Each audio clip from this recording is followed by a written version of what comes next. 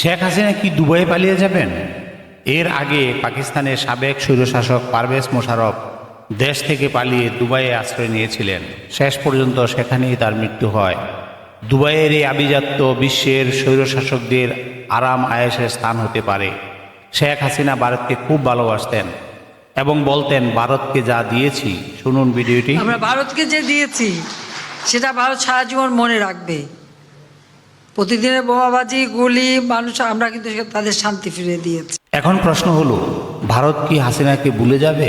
দেখা যাক রাজনীতি কোন দিকে ঘুরে। ভারত ছাড়ছেন শেখ হাসিনা। প্রবল গণ আন্দোলনে দেশ ছেড়ে পালিয়ে যাওয়া সাবেক প্রধানমন্ত্রী শেখ হাসিনা পরবর্তী গন্তব্য কোথায়, এ নিয়ে নানা কৌতূহল, নানা গুঞ্জন তো আছেই। সর্বশেষ খবরে জানা যায়, যুক্তরাষ্ট্র ভারতের কাছে জানতে চেয়েছে যে শেখ হাসিনা কিভাবে, কোন অবস্থায় দিল্লিতে অবস্থান করছেন। জবাবে ভারত নাকি বলেছে, খুব অল্প সময়ের মধ্যেই মধ্যপ্রাচ্যের কোনো একটি দেশে তিনি চলে যাবেন।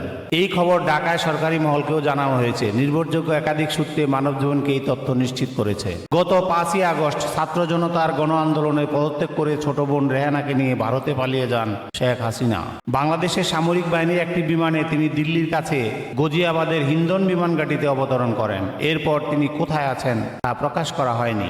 শেখ হাসিনার সঙ্গে থাকা কূটনীতিক পাসপোর্টও বাতিল করে দিয়েছে সরকার। এ ধরনের পাসপোর্টধারীরা ভিসা ছাড়া ভারতে 45 দিন বৈধভাবে থাকতে পারেন। ইতিমধ্যে ভারতে শেখ হাসিনা প্রায় 2 মাস ধরে অবস্থান করছেন। কূটনীতিক পাসপোর্টে তার বৈধভাবে অবস্থানের মেয়াদও শেষ হয়ে গেছে। এখন তিনি কোন স্ট্যাটাসে দেশটিতে অবস্থান করছেন তা পরিষ্কার নয়।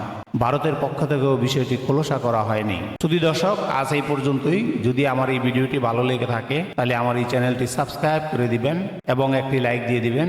ইতিমধ্যে যারা সাবস্ক্রাইব করেছেন তাদেরকে অসংখ্য ধন্যবাদ।